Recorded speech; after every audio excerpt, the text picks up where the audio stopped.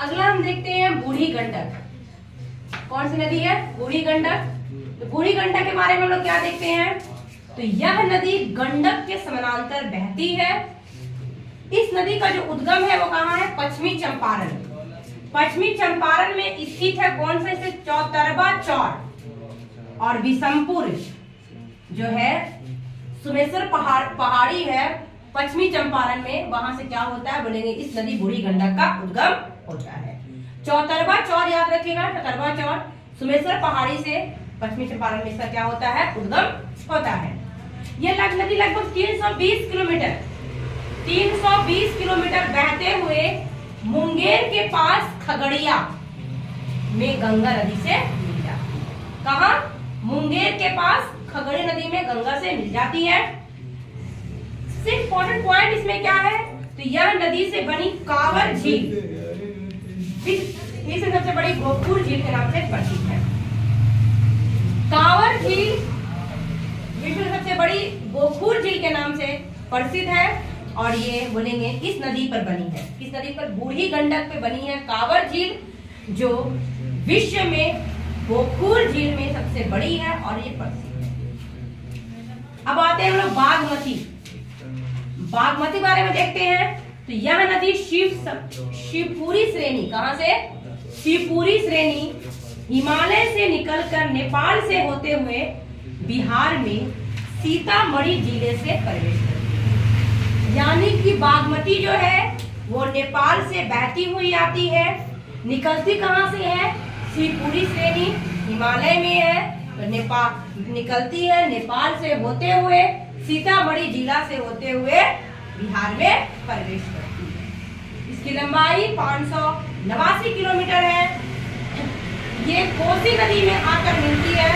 कहाँ पर मिलती है? तो बोलेंगे बदला घाट जगह है, बदला घाट है, बदला घाट के पास ये कोसी में मिल जाती है। वैसे ही अगला है कमला नदी। कमला नदी सुनिएगा, तो बोलेंगे महाभारत श्रेणी सिंघुलिया गढ़ी नेपाल से होते हुए, महाभारत श्रेणी से निकलती है सिंघुलिया गढ़ी, नेपाल से होते हुए ये बहती है और मधुबनी के जयनगर से बिहार में ये प्रवेश करती है। कौन? तो बोलेंगे कमला नदी। संगम क्या है बोलेंगे? तो संगम जो कोसी नदी में आकर मिल जाती है, कोसी नदी में बदला घाट के पास ये मिल जाती है। इसकी लंबाई कितना है? 328 किलोमीटर। अगला हम लोग देखेंगे कोसी नदी के बारे में। कोसी नदी में ये नदियां बागमती और कमला नदी आकर मिल रही है और कोसी नदी का पानी भी कहाँ? गंगा में मिल रहा है। तो चूंकि कोसी नदी ऑलरेडी एक बहुत ही बहाव वाली नदी है, उसकी धारा बहुत ही तेज होती है, तीव्र होती है और वो कई धाराओं से होकर बहती है। अब धारा को बदलने के लिए कुख्यात है और उसमें इस नदियों को आके मिलने से उसका पानी और बहुत ही उफान से बहता है और ये एकदम बिहार को तबाह कर देता है। तो हम लोग अगला में देखते हैं कोसी नदी के बारे में। चलिएगा, तो आगे हम लोग देखते हैं कोसी नदी के बारे में। इसके बारे में बहुत ही इंपॉर्टेंट है कोसी नदी, इसे बिहार का शोक कहते हैं। क्यों कहते हैं तो देखते हैं। तो कोसी नदी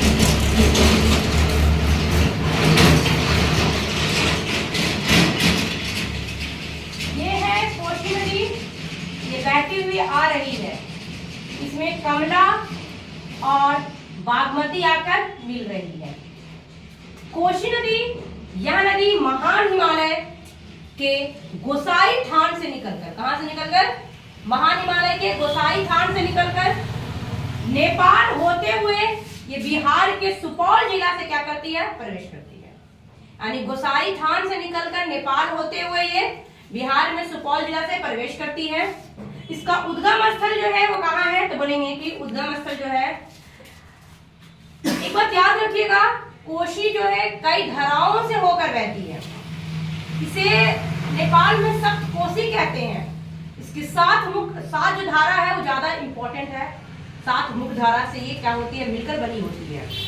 इसका उद्गम स्थल के समीप कोसी की मुख्य धारा जो है वो अरुण है। धारा क्या है इसकी? अरुण है। यह अन्य सहायक धाराओं जैसे मिलाची, भोटिया, सप्तकोशी, तांबा, लिखखू, दूग तथा तंबूर। सप्तकोशी 7 धाराएं कौन कौन है सुनिएगा। मिलाची, भोटिया, सप्तकोशी, तांबा, लिखू, दुग्ध, तंबूर। और एक मेन जो है वो अरुण, मेन जो है वो अरुण है। इसकी लंबाई 230 किलोमीटर है। अगर देखा जाए इसके संगम के बारे में तो कुर्सेला, सहरसा से होते हुए ये गंगा में मिलती है। सहरसा होते हुए कहाँ ये गंगा में मिलती है। ये बहुत ही बिहार के लिए, ये उत्तरी बिहार के लिए ये बहुत ही मेन नदी है देखा जाए तो। और ये खास के अपने बाढ़ के लिए ज्यादा ये प्रसिद्ध है, तबाही लाने के लिए। बिहार में सुपौल जिला से प्रवेश करती है कोसी नदी भी तीव्र मार्ग परिवर्तन, यानी अपने मार्ग को ये बहुत ज्यादा बदलती है। तीव्र मार्ग परिवर्तन एवं कटाव के लिए विख्यात है। एवं कटाव के लिए क्या है? विख्यात है, फेमस है।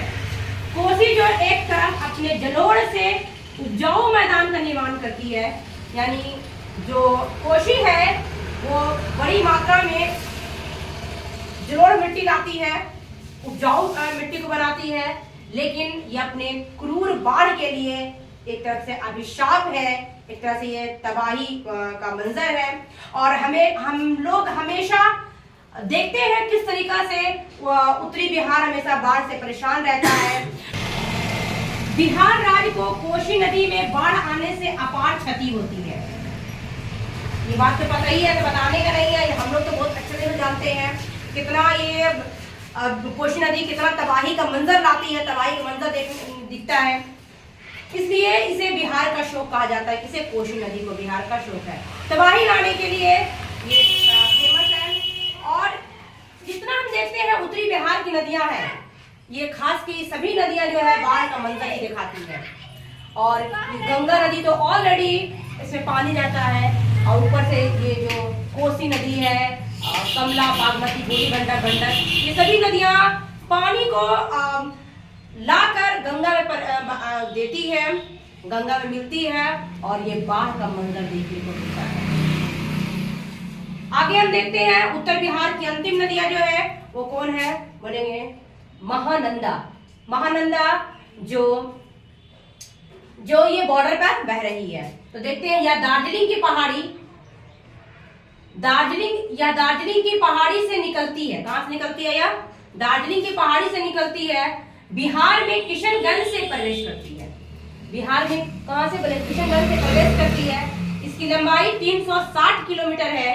संगम गंगा नदी में आकर मिलती है। कहां मिलती है? घोड़ागाड़ी घाट के पास जाकर गंगा नदी में मिल जाती है।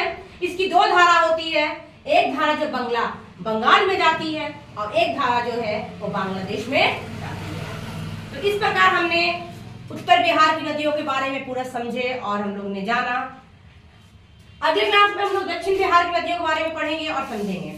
Thank you for watching video.